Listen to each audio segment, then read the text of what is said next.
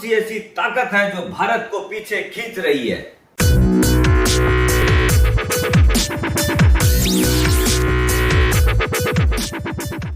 दोस्तों, आप सभी का एसके हेल्थ एंड वेल्थ में स्वागत है। दोस्तों, आज भारत की जो प्रगति है और भारत जो उन्नति कर रहा है वो और बहुत अच्छी गति से कर सकता है, लेकिन उसमें रुकावट कौन डाल रहा है, कौन ऐसी शक्ति है जो उसको लेग पुलिंग कर रही है। अपने जिसकी बात कर रहे हैं वो है एक इंटरनेशनल संस्था WTO, वर्ल्ड ट्रेड ऑर्गेनाइजेशन, जिसकी चौधरी जो बने हुए रहते हैं वो है USA और यूरोपियन यूनियन, जिसके अंदर आपका फ्रांस है, जर्मनी है, इंग्लैंड है, इटली है। ऐसी कंट्रीज है जो अपनी चौधराहट दिखाती है, अपना जो डेवलप्ड इकोनॉमी है उसका उन लोग बेनिफिट लेते हैं। जो अंडर डेवलप्ड है या डेवलपिंग इकोनॉमी है उसके ऊपर राज करते हैं और उनको अपना प्रभुत्व दिखाते हैं। दोस्तों, ये जो WTO है वो गाट, जो कि आगे general agreement on trade and traffic बोल के जो ऑर्गेनाइजेशन थी उसको रिप्लेस किया इन्होंने 1 जनवरी 1995 को, और इसका हेडक्वार्टर जो है जेनेवा स्विट्जरलैंड में है। दोस्तों, ये एक ऐसी ऑर्गेनाइजेशन है जो कि पूरे विश्व के 98% जो है जितने भी ट्रेड होते हैं उसको कंट्रोल करती है। 164 कंट्रीज इसके मेंबर है। दोस्तों, ये वो ऑर्गेनाइजेशन है जो कि world wide better living standard equal करने के लिए काम करती है, लेकिन ये बहुत जगह पर ऐसी है जो कि अपने जो डेवलपिंग इकोनॉमी है उसके ऊपर इन लोग बहुत सारे रेस्ट्रिक्शंस लगा रखे हैं। बहुत सारी ऐसी अपनी हुकूमत चलाते हैं जिससे उन लोग चीजों को दिखाते तो है कि हम लोग आपका उन्नति चाहते हैं, लेकिन इकोनॉमिक ग्रोथ कराने के लिए इन लोग अपने ऐसे ऐसे नियम उनके ऊपर लाते हैं जिससे कि उनका बेनिफिट ज्यादा होता है और अपना एक तरह से शोषण हो रहा है। भारत वर्ष का जो है उसके अंदर उन्नति और बहुत अच्छी हो सकती है। भारत बार बार विरोध करता है बहुत सारी चीजों का, लेकिन अभी भी उसकी बहुत सुनवाई नहीं हो रही है, लेकिन फिर भी इंडिया ग्रोइंग इकोनॉमी है।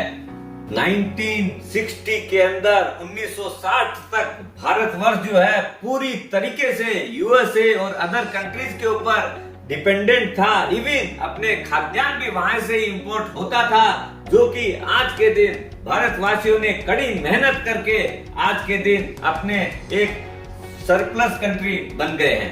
अब अपने जो बात कर रहे हैं कहां पर इन लोग अपने को आगे बढ़ने नहीं दे रहे हैं। इन लोग बार बार फूड सब्सिडी की बात करते हैं। भारत चूंकि एक एग्रीकल्चर लैंड की कंट्री है, यहाँ पर अपनी इकोनॉमी मेनली गाँव में रहती है, वहीं से विकास होता है। तो भारतवर्ष अपने किसानों को जो सब्सिडी देते हैं उन लोग उस बात से इन लोग को बहुत तकलीफ रहती है। हालांकि अपने देते हैं तो तकलीफ है, USA और ईस्टर्न यूरोपियन वाले भी देते हैं, लेकिन वहाँ उसकी गिनती नहीं आती है। ये WTO जो है ना अपने ऐसे ऐसे ट्रेड रिस्ट्रिक्शंस लेके आती है जिससे अपने फ्री ट्रेड नहीं कर पाते हैं, तो अपना रिच एंड पुअर नेशन के बीच में जो गैप है वो और बड़ा होता जा रहा है। स्पेशली इंडिया और चाइना, इन लोगों के अंदर और प्रतिद्वंदिता इसी बात की है कि अपने लोगों को वो लोग ज्यादा फ्री एंड नहीं देते हैं, तो अपने अंदर वो इक्वलिटी नहीं आ पा रही है। WTO के साथ में बार बार मीटिंग्स होती है इंडिया की। अब उन लोग जो है पहले दोहा में मीटिंग हुई थी, उसके अंदर भी बहुत सारे डिसएग्रीमेंट थे। लास्ट अपना 2017 में अर्जेंटीना में जहाँ मीटिंग हुई थी वहाँ पर भी इन लोग एग्रीकल्चर को जो है लेके बड़ा मुद्दा बनाते हैं कि आप लोग इतना सब्सिडी देते हैं तो आपका अनाज सस्ता हो जाता है, और अपने को एक्सपोर्ट भी नहीं करने देते हैं। क्यों? कि अपने प्रोक्योरमेंट FCI जो करती है वो मिनिमम सपोर्ट प्राइस MSP पे करती है, तो बोला आपका खाद्यान्न बहुत सस्ता है, इसलिए हम लोग उसको एक्सपोर्ट अलाउ नहीं करते हैं लोग। जो मेजर डिसएग्रीमेंट वाले पॉइंट होते हैं वो है एग्रीकल्चर और सर्विसेज।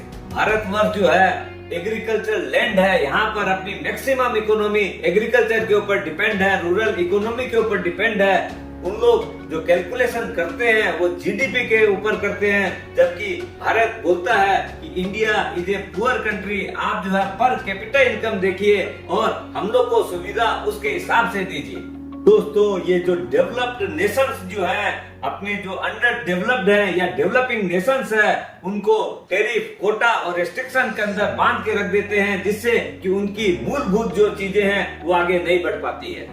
इंडिया का जो है ना service sector 58% of GDP belongs to service sector और बैलेंस जो है वो एग्रीकल्चर एंड इंडस्ट्री में है। इसलिए आप देखेंगे वर्ल्ड की तुलना में भारत की जो इकोनॉमी है वो बहुत ज्यादा डिपेंडेंट ये दो ही फैक्टर के ऊपर है, और उसको इन लोग अभी तक रिकॉग्नाइज नहीं कर रहे हैं और अपने साथ में डिस्पेरिटी करते हैं, इसलिए अपने और आगे नहीं बढ़ पा रहे हैं। लेकिन फिर भी भारत का हौसला बहुत बुलंद है।